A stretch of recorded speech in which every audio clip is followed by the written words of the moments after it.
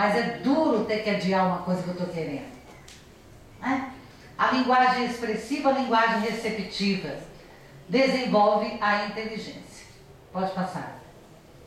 Então, a inteligência, ela demanda situações desafiadoras, diversidade de experiência, para haver ampliação de esquemas cognitivos, não é? E a inteligência, ela determina e demanda, ao mesmo tempo, entende? A mão ida e volta, a autorregulação, que ali está escrito do jeito antigo, eu acho, né? Estratégias de aprendizagem. Quando a gente fala assim,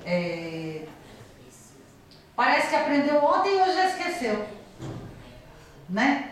Porque tem uma série de procedimentos, né, estratégias de aprendizagem que eu tenho que ir desenvolvendo para que eu tenha condição, de fato, de lidar com uma atividade escolar, né? E isso é alguma coisa que a gente precisa desenvolver. E que para ter pouco de autorregulação, não precisa ter deficiência nenhuma. Tem um tanto de menino, um tanto de gente com muito pouco autorregulado. Vamos lá.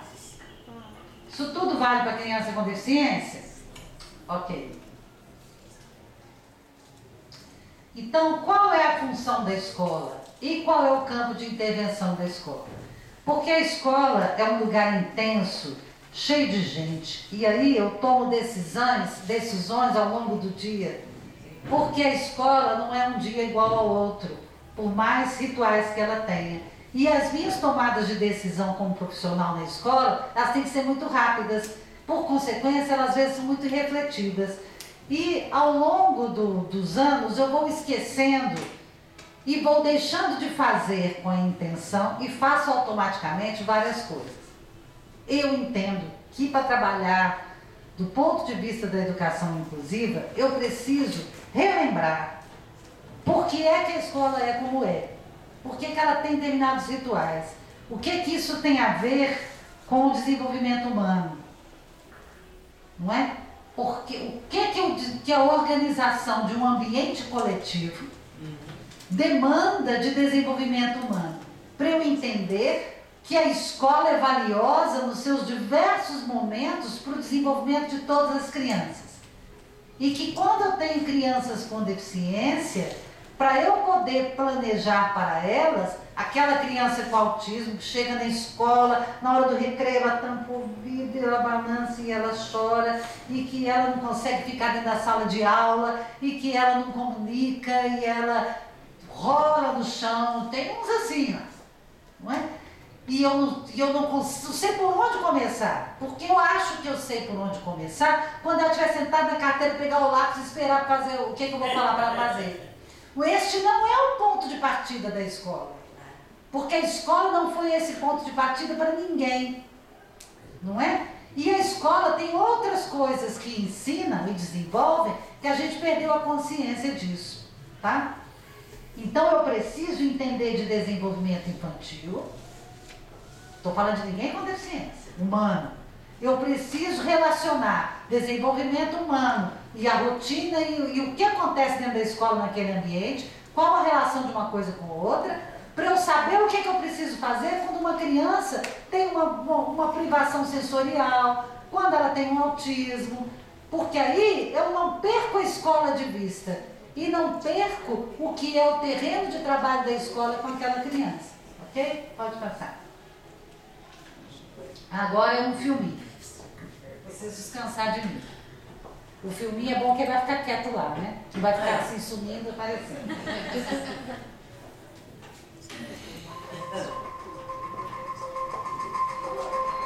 Science tells us that minds, are built, not born. And at the center of this dynamic architecture are a set of skills called executive function and self-regulation. Children's self-regulation and executive function are key ingredients in their lifetime performance. It's not just about learning language or learning numbers or learning colors. We have to be able to work effectively with others, with distractions, with multiple demands. These actually are skills that contribute to the productivity of the American workforce.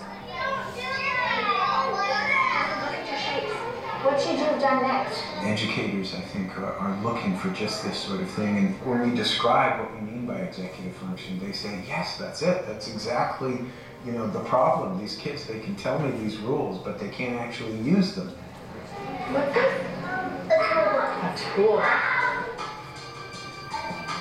What is executive function? Probably the best way to think about it is sort of like an air traffic control system in the brain. Just like an air traffic control system has to manage lots of airplanes going on lots of runways and really exquisite timing and so on. A child has to manage a lot of information and avoid distractions. We really think of it as involving working memory and inhibitory control and mental flexibility. Take a situation where a child is having to take turns. So first of all, the child has to have inhibitory control. The child has to be able to stop whatever he or she is doing and let the other child take a turn. But when it's your turn again, you also have to remember what it is you're supposed to be doing. So that pulls on working memory. If the children who are taking the turns after you do something unpredictable, you have to be able to adjust what you're going to do next. And that requires mental flexibility. Children who are struggling with these capacities often look like children who just aren't paying attention, or children who are deliberately not controlling themselves.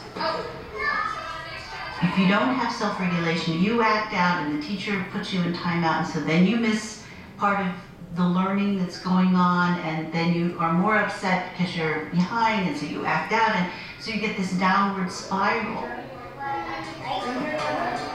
How does executive function develop? 7 and plus 4. In little children, and even in the infant and toddler years, you begin to see the roots of executive functioning skills. What's going on in our brains is unbelievably intricate and complicated. The prefrontal cortex, or the front third of the brain, is important for executive function. But it's more than just prefrontal cortex.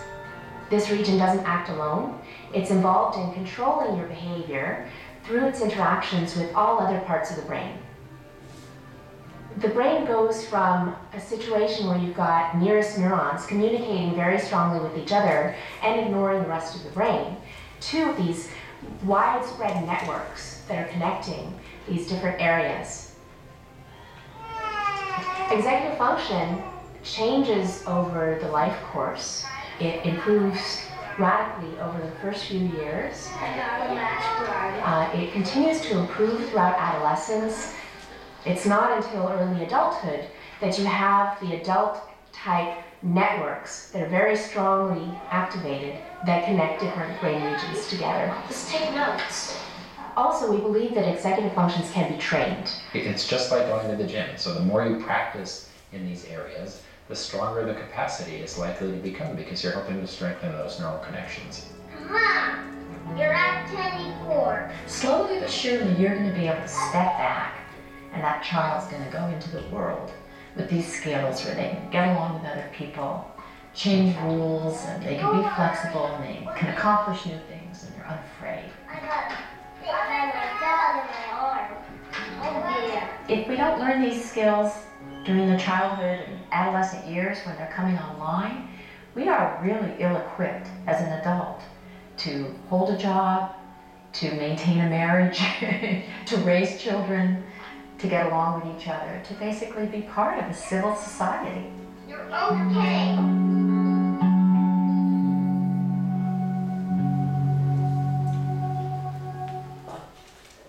Deu para vocês verem? Acho. Não? Você esqueceu seu nome? Você quer ver os números? Tá? Depois eu vejo. Esse tipo de coisa pode postar lá. Pode. No DNA? Que aí eu vou colocar lá, tá? Pra ver com mais calma. A gente está entrando agora então na função executiva, tá bem? Que diz respeito a todas as crianças. A Carolina também. Não é? A Carolina também.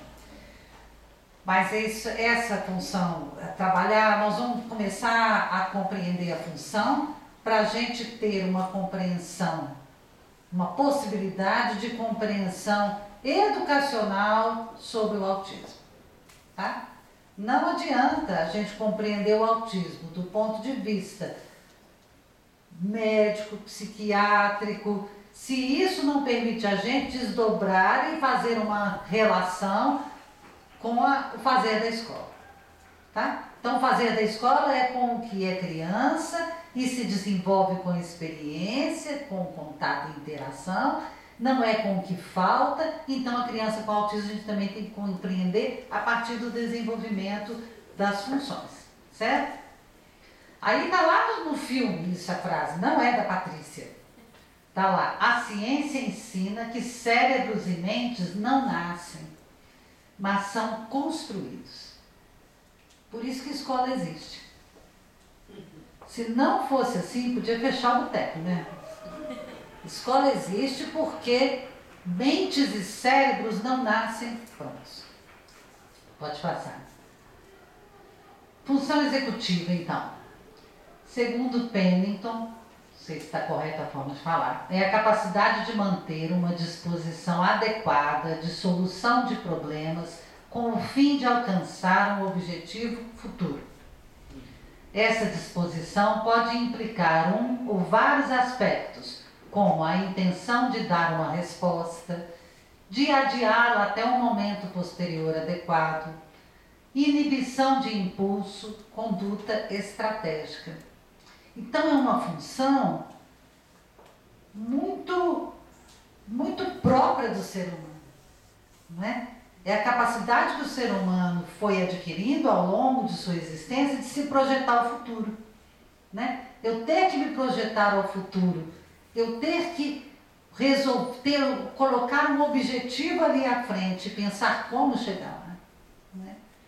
Isso exige do cérebro o desenvolvimento incrível, né? E vai estabelecendo conexões com as suas diversas áreas. Mas em especial, voltando ao nosso terreno, né? Para que eu consiga me projetar ao futuro, falar eu quero isso, como eu faço para chegar lá? E para que eu comece a ir por aquele caminho e fale, não, isso não vai me levar até lá. Eu vou ter que repensar as minhas estratégias, exige adiamento, né, de impulso, conduta estratégica, flexibilidade mental, porque pode ser que eu tenha que recomeçar tudo de novo, porque senão eu não chego lá, não é? Pode ser que eu tenha que pensar de novo, voltar atrás, refazer meu caminho, não é? Exige que desenvolvimento de memória, não é? Uso de memória de trabalho, né? As representações mentais, o uso e o funcionamento disso. Ali naquele filme, relaciona o tempo inteiro essas funções todas de inibição de impulso, adiamento, autorregulação, memória de trabalho, não é? Tudo isso há um fazer que é próprio da criança ali, o tempo todo. Então, essa história de que eu vou trabalhar a memória, então eu tenho uma porção de joguinhos que são para a memória. Depois eu vou trabalhar, tá vendo? Porque a memória, na espécie humana, ela é fruto da necessidade do fazer, não é? Quando eu brinco na rodinha e que eu começo a cantar uma música, aonde eu parar, você continua. Aonde ela parar, você continua. Ela tem, todos nós temos que guardar qual é a ordem, qual é a letra da música, que música é. Guardar que eu tenho a ordem que é para eu recomeçar, tudo isso eu deixo ali na memória de trabalho. Mas ao mesmo tempo, eu tenho que prestar atenção, porque eu tenho que saber aonde ela parou para continuar. Eu tenho que prestar atenção. E eu tenho que aguentar esperar a minha vez. E essa é a dose para leão para os meninos, não é? Então, é nessa hora e que eu rio e que aquele menininho, na hora de pegar o cubo, ele fica até assim, ó. Vocês viram aquela brincadeira? Ele fica até assim, ó, coçando para passar na frente. Mas ele está adiando, ele está se contendo, se autorregulando, não é? Aí na hora que pega o cubo, ele até relaxa, você tem que fazer com o cubo à vontade, ele passar na frente do outro, não é? Então, não é na hora que eu sento e vou treinar com o menino memória de trabalho. É que ele, para fazer parte da brincadeira, ele tem que fazer um exercício da memória de trabalho. Ele tem que fazer uma autorregulação. E ele tem que ter um motivo para fazer a autorregulação, porque é chato pra caramba. Não é? Então, eu tenho que ter motivo para as coisas. As atividades de vida diária, não é? Ela vai funcionar quando eu tiver um motivo. Motivo é tudo na vida, né? A Isabel, que trabalha lá com a gente, ela trabalhou um tempo, até diretora de escola especial, ele está lá com a gente, né? E ela foi numa escola, muitos anos atrás, ela foi numa escola e encontrou lá agora eu esqueci o nome dele, porque ela chamava até como diminutivo, o Vinícius, né? Que foi um menino que passou pela escola especial e ela encontrou ele lá, da escola comum, né? E aí ela falou, pelo amor de Deus, gente, a escola comum salvou o fulano. Ela falou, você imagina, eu lembro dele na escola especial e as pessoas ensinando ele a dobrar a roupa, vestir a roupa, tirar a roupa. Mas, gente, ele estava lá no meio dos meninos, aí ele sentiu um calorão danado, foi lá, tirou o casaquinho, correu na carteira dele, guardou o casaquinho correndo para voltar para a brincadeira. Ele precisa sentir calor, porque ele aprende a tirar a blusinha e guardar. É real, é vida real. Vamos seguindo, nós vamos entender melhor. Flexibilidade. Nós humanos apresentamos flexibilidade estratégica, caráter propositivo e dirigido ao futuro. Necessitamos antecipar e inibir. Não é? Quando eu estou diante de um problema, além de eu ter que ir buscar meus conhecimentos prévios que eu achar que tem semelhança com aquele problema, eu tenho que ter flexibilidade para experimentar e adaptar esse conhecimento prévio, perceber o que tem de diferente naquela situação e o que eu preciso adaptar, não é mesmo? Eu preciso antecipar o que vai acontecer para que eu organize e me predisponha ao comportamento. Quando eu cheguei aqui, eu antecipei para vocês o caminho e aonde a gente pretende chegar juntos. Quando eu antecipo para vocês, eu já permito que vocês antes já estabeleçam associações e conexões com conhecimentos prévios, com ideias, o que já permite a vocês estarem em melhores condições para conversar sobre o assunto. Se a escola for uma surpresa, uma puxação de tapete atrás da outra nos meninos, não é? Eu sempre pego o sujeito desprevenido, não é? Então, quando a escola começa lá com os meninos e antecipa a rotina, lá da educação infantil, e a gente larga isso muito cedo, porque todos nós precisamos de antecipação, não é? A gente usa agenda, a gente usa vários instrumentos para nos antecipar as coisas, e a gente rapidão acaba com isso, e nós temos numa turma crianças com diferentes níveis de desenvolvimento da função executiva. Porque vai depender de cada um, da experiência, do brincar, da relação que a família estabelece. Se tudo eu atendo de pronto, de imediato, né? Porque é um filho só. Estou falando de mãe nenhuma. Basta não ter 10 filhos para dividir. Que eu já vou ser necessariamente, eu vou exigir dela, se ela é minha única filha, menos adiamento e autorregulação do que se ela for uma filha de 10, com mais 9 irmãos. Tem nada que ficar apontando dedo para mãe nenhuma, não é? Então, eu tenho crianças, muitas vezes frágeis, na capacidade de comportamento estratégico. E quando eu antecipo o que vai acontecer na aula, eu dou tempo a ela de selecionar melhor o que ela precisa e ela tem mais chance de ter um comportamento estratégico que vai levá-la ao sucesso.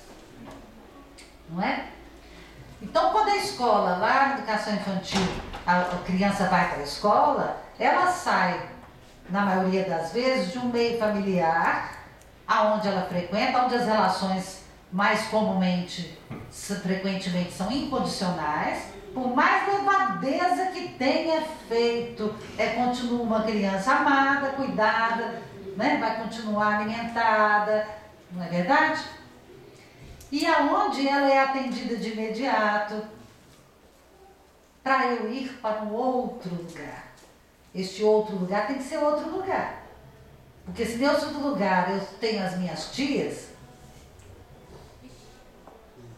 não é? Porque tias são os irmãos da mãe e do pai. Se quando eu chego lá, os adultos são tios e tias, então não é outro lugar.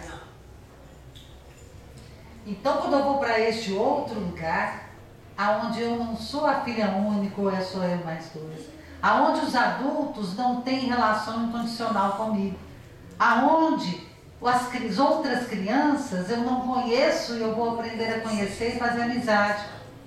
E eu vou para aquela escola e a primeira vez que eu vou para lá, minha mãe e meu pai não vão ficar. Aí eu choro, eu tô falando até de mim, gente. Ninguém me dava aula, ninguém trabalhava na educação quando eu fui para lá, que eu só chorava. Eu tinha uma absoluta imprevisão se minha mãe ia me buscar mesmo ou não. Tem mais esquisito aqui. Não é? Então ninguém podia fazer nada. Eu chorava o tempo inteiro. Mas boa parte dos meninos choram, se sentem inseguros naquela situação. A mãe vai embora. E a mãe precisa ir embora, porque ali é o espaço onde ele vai começar a se experimentar enquanto um ser social nas relações que são construídas socialmente, não são as relações herdadas naturalmente.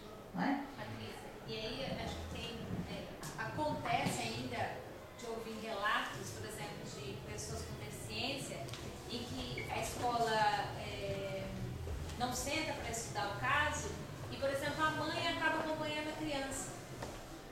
Às vezes deixa de trabalhar, deixa de fazer X, Y, e a mãe acompanha a criança para trocar, para dar o alimento, para dar... Não esporadicamente, não sistematicamente, ela passa assim, a ser uma pessoa da escola, ficando com a criança, e o quanto isso é sério. É sério, porque eu chamo essas coisas e outras que eu vou falar para frente, né? E vou falar com liberdade assim, que eu acho que são discriminações indevidas. Porque quando ela vai, vocês vão para a escola, vocês vão para a escola e chega lá, vocês estão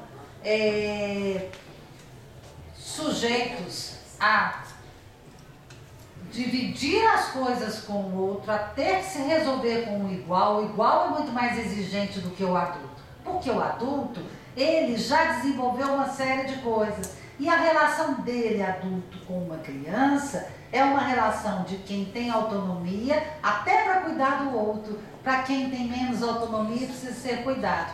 E a escola é mais exigente do que isso do ponto de vista da inteligência, da cognição, do desenvolvimento humano. Porque quando ela vai para lá, ela, e a mãe nem a irmã mais velha não estão lá, ela está desafiada a se virar nesse meio coletivo e saber que a hora que ela quer não é a hora que ela pode fazer, e conseguir fazer essa autorregulação e esse adiamento. O parquinho é a única coisa que interessa a ela naqueles meses. Fica doida para ir para o parquinho, mas não é a hora do parquinho. Porque é coletiva a escola.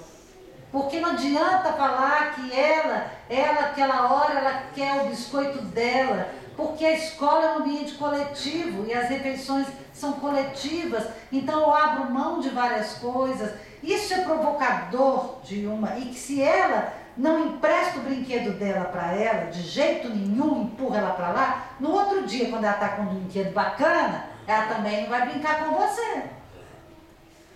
Então esse negócio de empurrar para lá e não deixar pegar minha boneca não dá muito certo não, porque A boneca dela é tão bacana, ela não deixou nem eu pegar. Não é?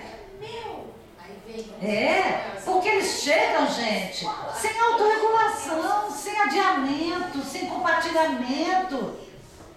Lá a exigência é essa. Mas se ela está com a mãe dela lá, ela está em pior condição de se desenvolver do que elas, do ponto de vista da escola. Porque a escola é um momento de desafio assim coletivo, não é?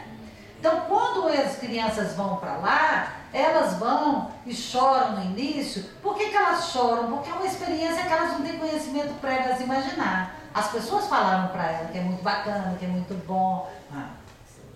Esquisito demais esse negócio. Sem minha mãe, sem meu pai, esse negócio. Aí eu tô até me segurando, mas aí ele entrou, chora. Nossa, quando ele chora, ele deve ter um trem errado mesmo, eu choro também. Não é? Assim? Quem aqui já trabalhou com educação infantil? Quando tudo começa. Porque outras coisas acontecem também, né? Aquele que chora até a mãe ir embora.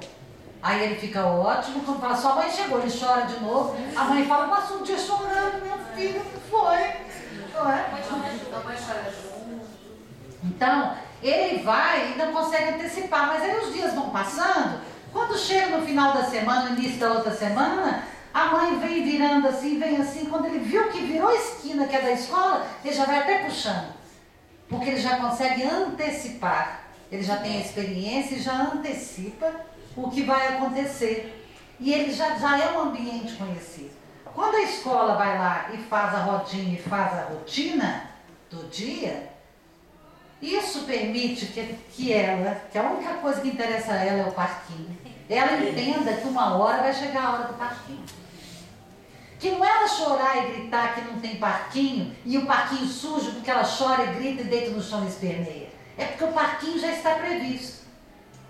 E que se ela fizer o pacto de participar disso e daquilo, aí depois tem a merenda e depois tem um parquinho. Ela consegue fazer a previsibilidade de quando está chegando a hora do parquinho. Esse exercício que a escola faz é um exercício externo que ensina a fazer o que a criança vai fazer internamente depois sozinha. Só que quando chega no ensino fundamental, muitos não estão fazendo sozinhos assim ainda. A escola de ensino fundamental, ela muitas vezes é maior. E às vezes a escola de ensino fundamental esquece que está recebendo criança. Né? E que eles são diferentes. Você não tem deficiência nenhuma, não. Porque ela viveu a escola lá da educação infantil, mas ela é filha única. Ela viveu a escola de educação infantil, mas é ela e mais 9 irmãos. Tem prós e contras tudo. Eu não estou falando que tem que ter um monte de filho, estou pagando isso. Tá bom? Entendeu? É que cada um é uma experiência maravilhosa e única.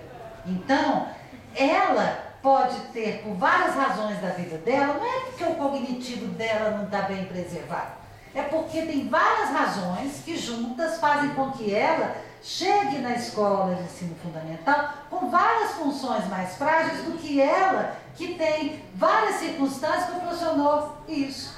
E eu paro de exercitar determinadas coisas. Então, a construção da rotina permite antecipar muitas coisas, não é? Pode seguir.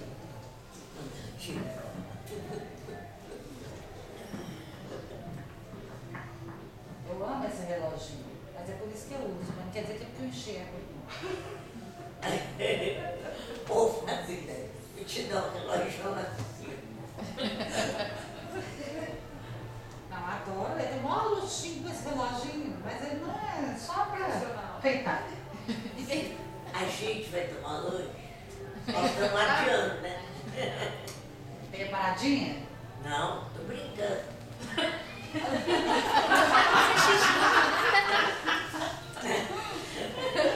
Não exercitou muito, né? É o adiamento. Você está pensando alto aí, né? É. O que você queria. Tá com fome, isso sim. Estômago Na também verdade, tá eu com... queria mesmo ir pro parque. Ah, pra festa lá. Sério, tem intervalo? 11h10 já. Tem intervalo? Acho que agora vai direto, né, gente? Já é direto. Já adiamos tanto. 11h10.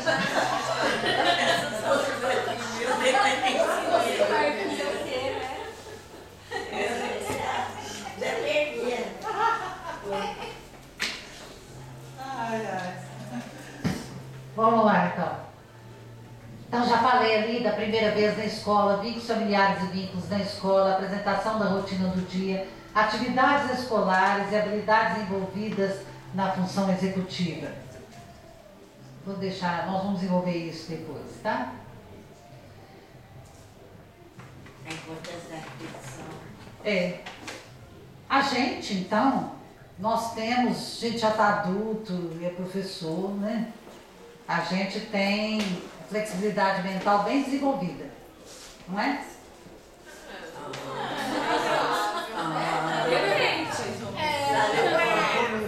Tá depondo. Não sei não. Não me acho.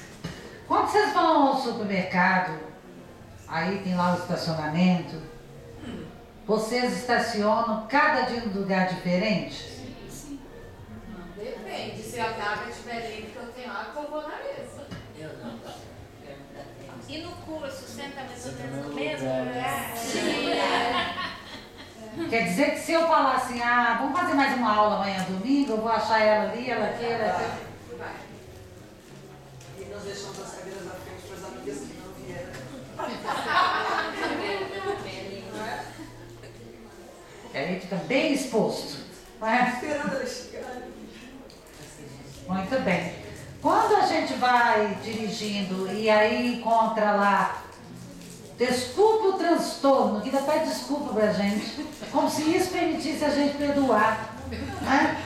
Desculpa o transtorno, estamos trabalhando para melhor atendê-lo. Desvio. Qual é a sensação? É de alegria, de conforto ou de desconforto? Aí a gente vira, né? O outro virou, a gente vira, também não mandou virar.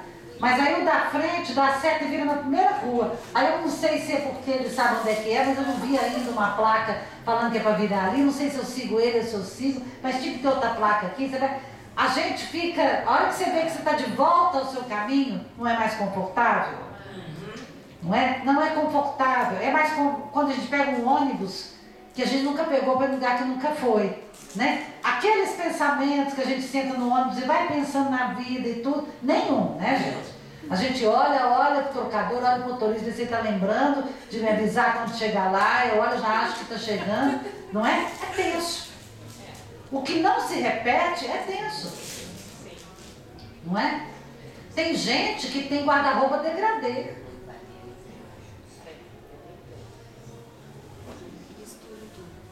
Não é? Muito bem.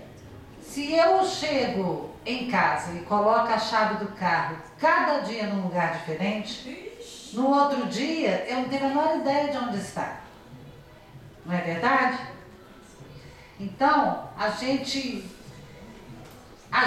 vive como um transtorno, o desvio, mas a gente se organiza, se perder de fato vai lá hoje, então dá para ir em qualquer lugar, né? Busca lá um GPS, a gente cria uma estratégia, mas vai. Porque a gente tem desconforto, a flexibilidade mental não permite a gente achar mais confortável que não se repete. Não é isso. Mas a gente cria uma estratégia melhor do que voltar para casa e ligar para olha, não vai dar para trabalhar hoje não, viu? Porque o caminho está interditado, não é? Eu arrumo uma estratégia e vou, certo? É como o GPS, ele vai recalcular o caminho. Mais progressivo que existe é o GPS. Né? Nossa, sempre faz a mesma coisa. Ele Perfeito. Ele vai achar. E essa rigidez, porque assim, a gente acaba desenvolvendo uma rotina. E que nessa rotina a gente não pensa. Então, por exemplo, eu sempre vou, levo meu filho para a escola e venho trabalhar.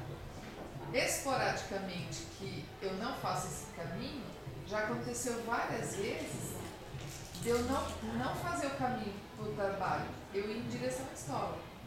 Porque eu já meu cérebro está tão acostumado a fazer esse caminho, que você não pensa. Sim. E aí você fala assim, nossa, como que um pai esqueceu um filho dentro do carro? Assim. Perfeitamente possível. Assim. Porque ele não faz esse caminho, e naquele dia ele fez. Então, nós somos rotineiros, nós temos mais sensação de conforto, você pode gostar da sensação de aventura, mas a sensação de aventura e desconforto está lá. Você pode ter uma personalidade que te faz gostar de se colocar em situações de desconforto, de desequilíbrio, de escalar uma montanha, coisas que não são rotineiras, mas para experimentar uma sensação que é de desconforto, de novidade, de desafio. Mas que de uma certa forma estava programado isso, né? Você Ainda assim, dentro do que é possível programar, você antecipa tudo que você tem que levar, não é? Muito bem. Quando a gente necessita muitas vezes da antecipação, de instrumentos de antecipação, que é uma acessibilidade. Eu preciso de um instrumento que me antecipe algo para que eu regule o meu comportamento para esse momento que vem a seguir. Por exemplo, aquela placa com um desenho de quebra-mola e coloca lá para mim 500 metros ou 100 metros. Aquilo é uma acessibilidade. É um instrumento de antecipação, porque quando eu vejo aquilo me avisa o que vem adiante, eu regulo o meu comportamento para que eu possa passar pelo quebra-mola de maneira adequada, sem sofrer consequências, sem quebrar a mola. Não é? Aí eu fico esperando que venha de novo, inclusive a outra placa com a setinha, para eu saber, agora, eu estou preparada para o futuro. Fala, deixa eu ver que hora eu vou usar, deixa eu ver que hora eu vou usar, que hora eu vou usar. Aí eu fico com medo de estar apagada a pintura do chão, você procurar outra plaquinha, não é? Aí passou, aí você acelera. Quando passou o filme, ela falou o seguinte, que é aqui na região parietal que junta tudo que está acontecendo aqui. Quem tem uma lesão tem problemas, né? O que aconteceu, né? Por que a gente acabou indo parar na flexibilidade, buscar lá um determinado conhecimento com o autismo, né? A conexão que a gente vai fazer futura, que é da função executiva com o autismo, para compreender o autismo, veio de uma verificação de que pessoas que tiveram uma lesão física no lobo frontal, né? Que não tem nada a ver com autismo, não quer dizer que vai bater a cabeça e ficar com autismo, né? Mas que tiveram por outra razão uma lesão, elas começaram a se comportar de maneira muito semelhante a uma pessoa com autismo, né? Então, a função, né, primordial do lobo frontal, em conexão que vai expandindo para outras áreas, é a função executiva, não é? Então, isso permite entender que falhas na função executiva, fragilidades, não é determinante. A criança com autismo, ela tem muita estereotipia, ela é não verbal, ela é isso e aquilo, ela é assim, não, ela está assim. Isso. Ela está assim. Mas um sujeito que tem fragilidades, né, no desenvolvimento da função executiva, ele vai... Uma criança com autismo, ela tem fragilidades da função executiva. Ah, por quê? Não interessa. Não sei por quê. Porque menos se sabe do autismo do que se sabe, do que o que se sabe. Porque a causa do autismo ela é múltipla, variável e muito desconhecida ainda. Não é? Não é isso que importa, gente. O que importa é que tem comportamentos humanos, funções mentais que são do campo da função executiva, que a gente precisa, e tem um modo, e a escola tem um papel no desenvolvimento dessas funções. Fato é também que a criança com autismo tem prejuízos e fragilidades em funções que estão lá na função executiva. É fato comum para os dois que a escola tem um papel no desenvolvimento dessas funções e que se a escola tem um papel no desenvolvimento dessas funções no ser humano e que a criança com autismo é ser humano, a escola tem um papel primordial no desenvolvimento, na estimulação, na superação, né, de fragilidades para essa criança com autismo, já que ela vai manifestar uma série de dificuldades no âmbito dessas funções. E a escola, ela é um lugar primordial no desenvolvimento dessa função executiva, né? Essa é a ponte, a escola comum. Porque as escolas de autistas, como Não. A escola, um ambiente só de pessoas com autismo, ele é incapaz de permitir o desenvolvimento de uma criança com autismo dessas funções que eles são frágeis. Mesma coisa, escola de cego, escola de surdo. Não, é a diferença, porque é para o ser humano. É quando eu vou para a escola que aí no outro dia que eu fui mais boazinha, emprestei minha boneca, me emprestou a 10, a gente ficando até amiguinha, que aí eu pergunto para ela assim, como é que sua mãe chama? Minha mãe chama Maria. A minha só. Você tem bichinho? Que bichinho você tem? Tem 2 coelhas. Coelhinha! Como é que chama a sua coelhinha? Quando eu vou conversando e que eu descubro que ela não sou eu, que ela é diferente de mim, que eu tenho um cachorrinho, ela tem uma coelhinha, nunca peguei uma coelhinha. Posso de sua casa ver a coelhinha? Posso falar para minha mãe me levar lá na sua casa? Quando eu vou, onde que ela mora, coelhinha, o que ela come? Quando eu vou conversando e a vida dela é diferente da minha, eu não descubro não é quem é ela, eu descubro quem sou eu. Eu sou naquilo que é diferente de mim, eu sou. Porque ela é diferente de mim, ela também. É quando ela sabe coisas sobre coelhinhos que eu não sei, é que eu posso saber mais. Porque se ela tiver, a mãe dela chama Sônia também, o igual não me acrescenta. Da mesma forma, eu não sei falar coelho direito, ela que já tem o coelhinho, fala comigo, não é assim não, é assim, ó, coelho. É que eu consigo, porque se ela também não fala direito, eu também não falo direito, ninguém aqui fala direito, não tenho como ser provocado o desenvolvimento. E porque se eu sou uma criança com autismo e eu chego na escola e eu choro com barulho e eu fico agitada, e eu bato minha cabeça na parede, que fosse quem quiser, que as pessoas adoram falar isso pra gente. Mas na escola tem um que bate a cabeça na parede, que isso, aquilo. Que é isso, né? Se quando eu chego num ambiente de uma escola para autistas e eu faço isso tudo, isso não me estranha nada. Exatamente.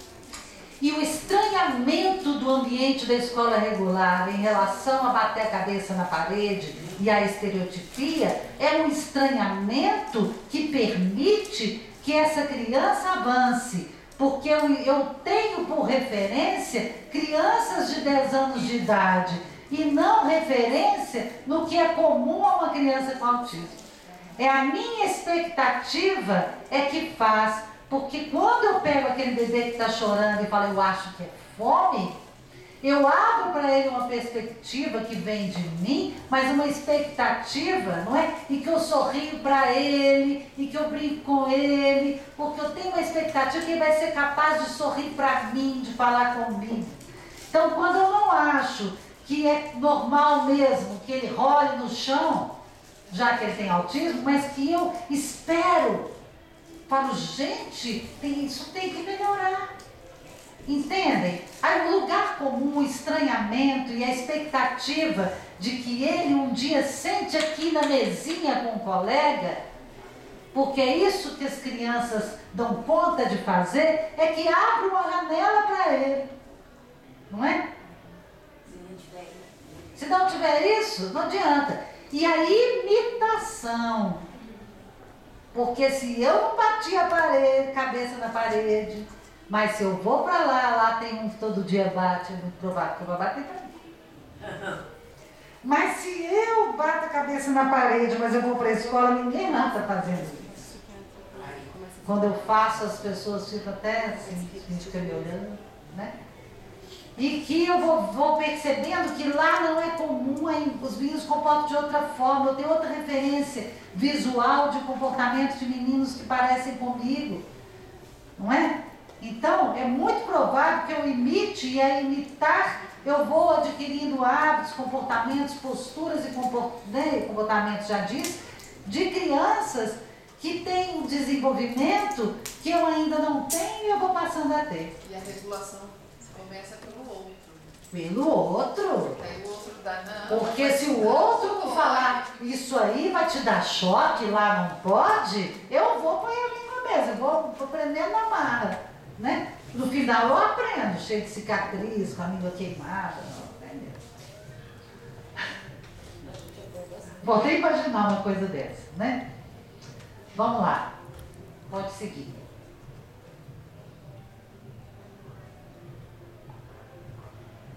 Então, eu vou lá em Belo Horizonte, muito um dos supermercados que é perto lá para mim é o Carrefour Pampulha, ou às vezes eu vou no EPA, que é no outro bairro lá abaixo.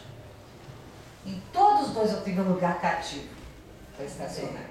Meu filho, quando era adolescente, um dia ele perguntou para mim assim, chegando no Carrefour, mãe, o dia que essas vagas aqui que separam estiver ocupada, você vai fazer o quê? Voltar para casa?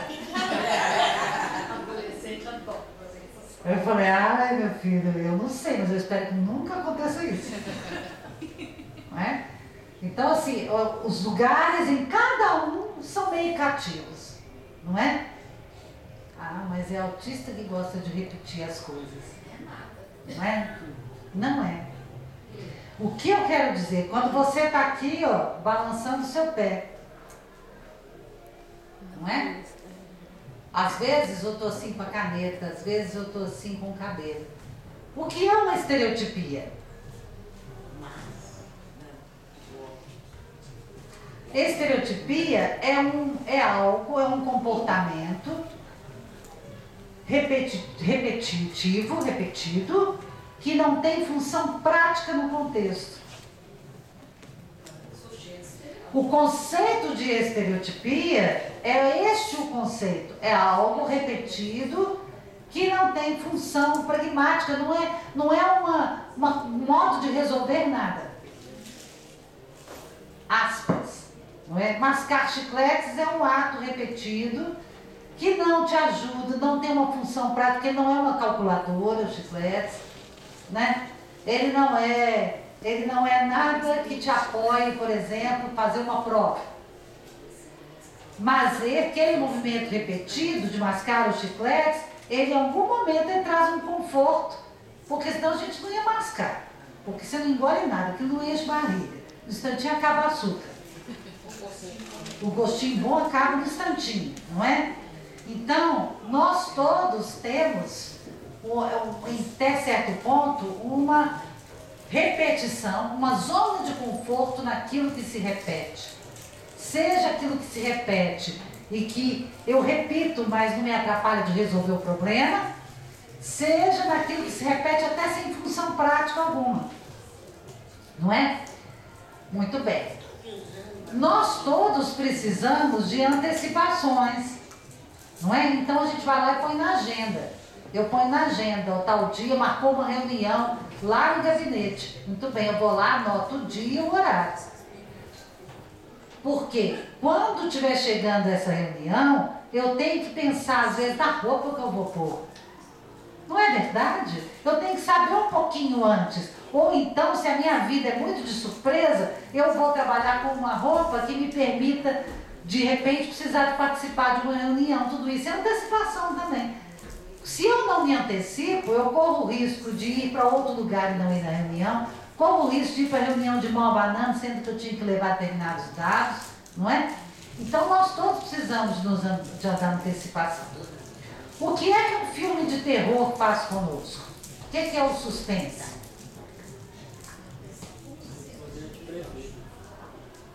Falou que antecipa umas cenas de medo. De mais tensão, né? Como? Como que a cena te provoca tensão? Através da trilha sonora, do enredo, que você antecipa algo que provavelmente acontece na história. Ou às vezes te pega. Mas que te pega desprevenido, né? Ah, naquela casa tem um assassino. Eu já sei que ele está lá. Atenção, eu sei porque eu consegui aprender que a perspectiva minha mental que estou assistindo o filme é outra da perspectiva mental da personagem do filme. Que a personagem do filme não sabe do que eu sei, porque são duas posições mentais diferentes. Porque senão, se eu não tiver desenvolvido a minha capacidade de supor uma mente em você, que eu não vejo, eu não vou saber que a sua perspectiva é diferente da minha. Então eu tenho que ter essa competência, inclusive. Eu assisto o filme sabendo que eu sei que o assassino está lá, mas que ela que chegou depois na casa não sabe. Eu sei. E eu sei o que vai acontecer. Porque ele já matou que tanta gente. Mas ela não sabe, ela entra tranquila. Normalmente vai tomar banho, que é a situação mais frágil, né? Que é pra gente achar o pior de tudo. Vai e toca aquela musiquinha. Tan, tan, tan, tan. Ela vai e tal. Aí de repente ela abre a cortina. Ai, não é lá que tá. Por quê? Tem